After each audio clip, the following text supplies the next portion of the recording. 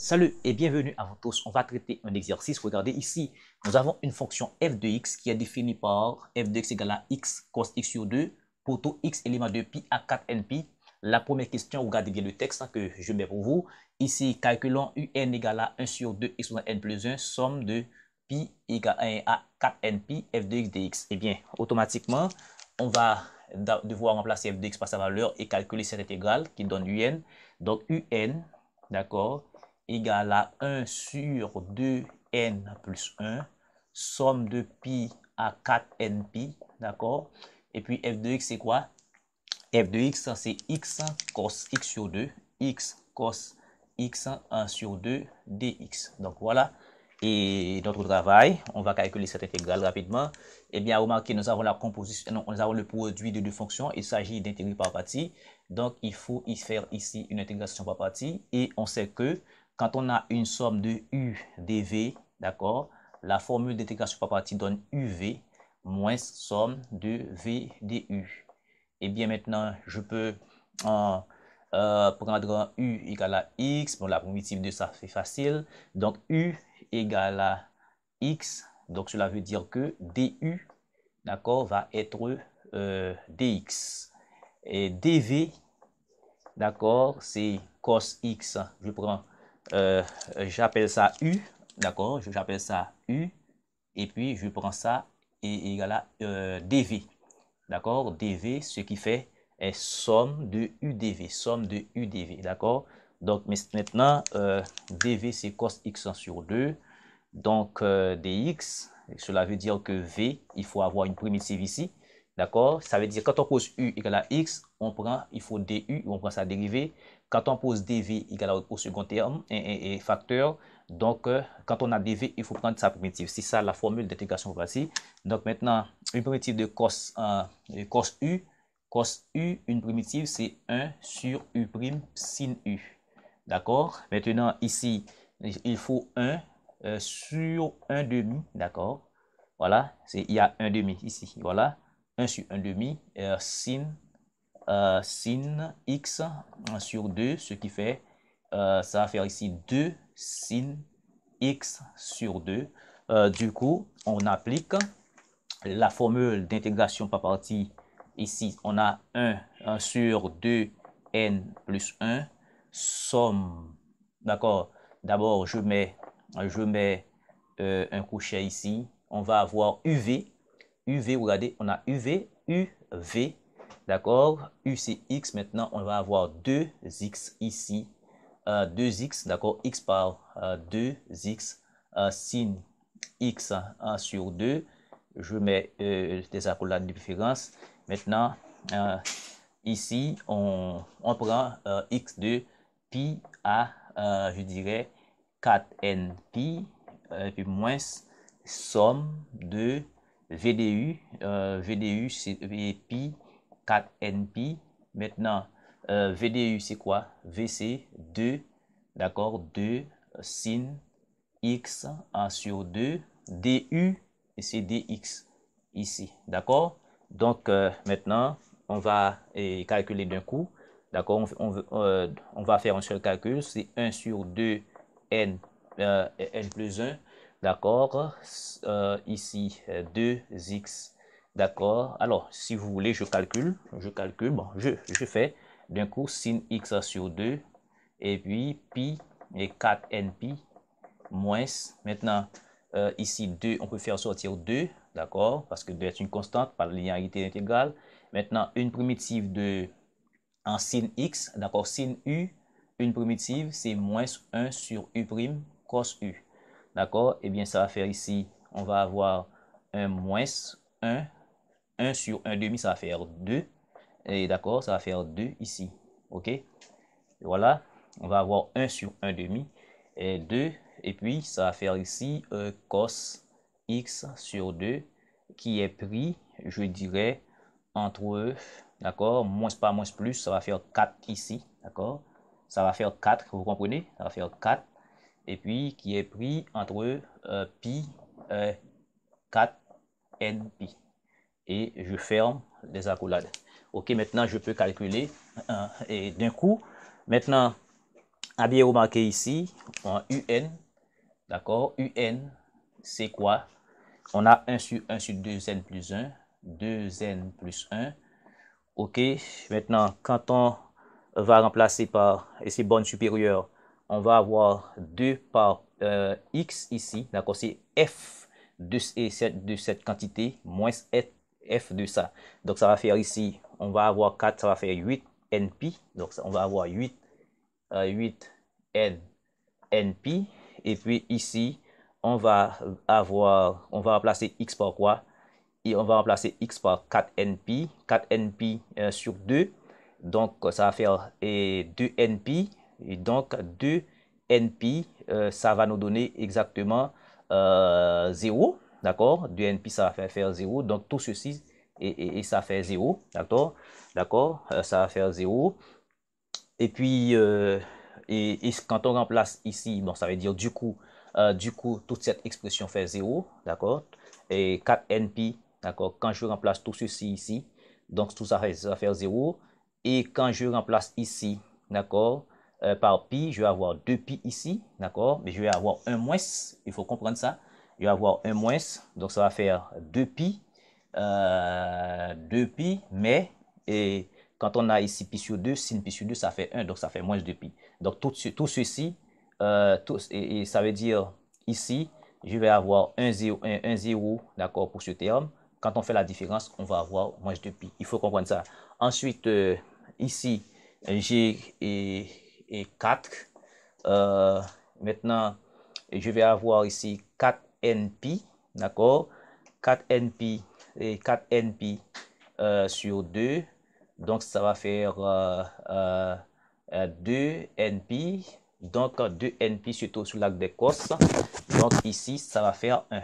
Donc, ici, ça va faire 1 moins. Et quand on remplace par pi, on va voir cos pi sur 2, ça fait 0. Donc, tout ceci, ça fait 1. D'accord? Donc, un, ça fait 1 sur 2n plus 1 fois moins 2pi. D'accord? Moins 2pi plus 4. OK? Eh bien, pour faciliter, je vais factoriser par 2. Donc, ça va faire un. Ça fait automatiquement 1 sur 2n plus 1 par 2 par, ici, je vais rester 4, 2 moins pi. D'accord? 2 moins pi, donc un, ça fait ici, donc ici, c'est comme si on va avoir 1 sur 2n, d'accord? 1 sur 2n, nous simplifions, parce que ici, quand on a 2, c'est comme si, qu'est-ce que je peux faire? Si je fais monter ça, 2n plus 1, ça va faire 2 exposant moins n et moins 1 et par 2. Donc, ça va faire ici 2 exposant moins n moins 1 plus 1.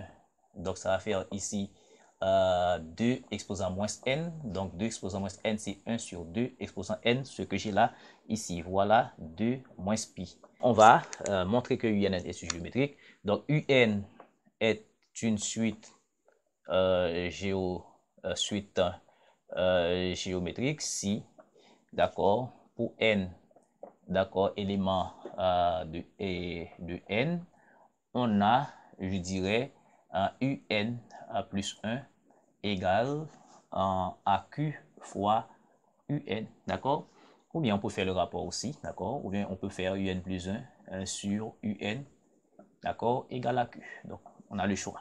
Eh bien, maintenant, je peux calculer un plus 1 ici. Donc, ça va faire un plus 1. Ça va faire automatiquement 1 sur, je remplace n par n plus 1, 2 fois n plus 1 par 2 moins pi. OK? Donc, qu'est-ce qu'il faut faire comme logique?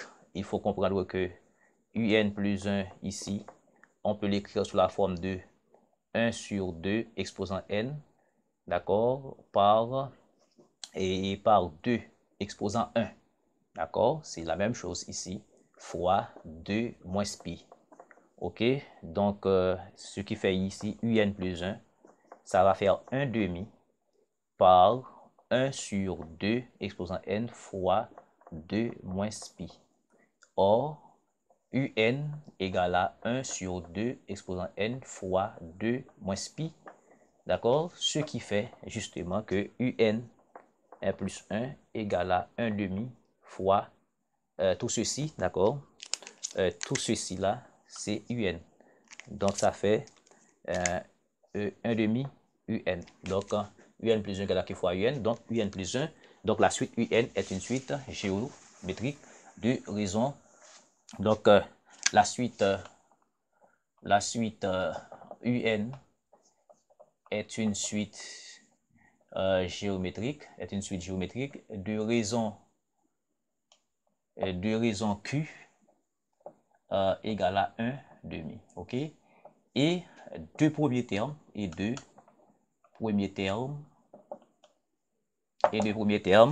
ici, OK? Donc, deux premiers termes. Donc, on l'appelle U1, d'accord? U1 va être quoi? Va être 1 sur 2, d'accord? Voilà, 1 sur 2 fois 2 moins pi, ok? Donc, on peut rien faire là comme calcul, donc on peut l'écrire comme ça, c'est 2 moins pi sur 2. Voilà le premier terme, ok? Maintenant, bien entendu, c'est pas, et la suite n'est pas définie sur n, je dirais, c'est sur n star, pardonnez-moi, ok?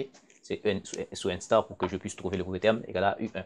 D'accord? Donc, la troisième question, on vous dit de calculer la somme des n, d'accord? Et calculer Sn. Calculons. Troisième question, calcul de la somme des n premiers termes. Eh bien, ici, la somme. Maintenant, UN est quoi? UN est une suite géométrique. Eh bien, sa somme, d'accord? La somme de n premiers termes, ce sera U1, d'accord? Par 1 moins Q exposant n sur 1 moins Q. D'accord? Sur 1 moins Q. Donc, ici, Sn fait U1, c'est 2 moins pi sur 2. D'accord? Par 1 moins 1 demi. Q, c'est quoi? C'est 1 demi. 1 demi exposant n sur 1 moins 1 demi. OK? Sur 1 moins 1 demi, ce qui fait, normalement, ce qui fait ici, je vais avoir 1 moins 1 demi, ça va faire 1 demi. Donc, 1 demi, je vais multiplier par 2 ici. Donc, Sn sera, donc 1 moins 1 demi, vous comprenez? Ça va faire 1 demi. Donc, je prends l'inverse. Je vais avoir 2 par 2 moins pi sur 2 fois ce terme-là, 1 moins 1 demi exposant n. OK? Donc, Sn sera 2 moins pi, d'accord? 2 moins pi fois 1 sur 2 exposant n. D'accord? Voilà, exposant n.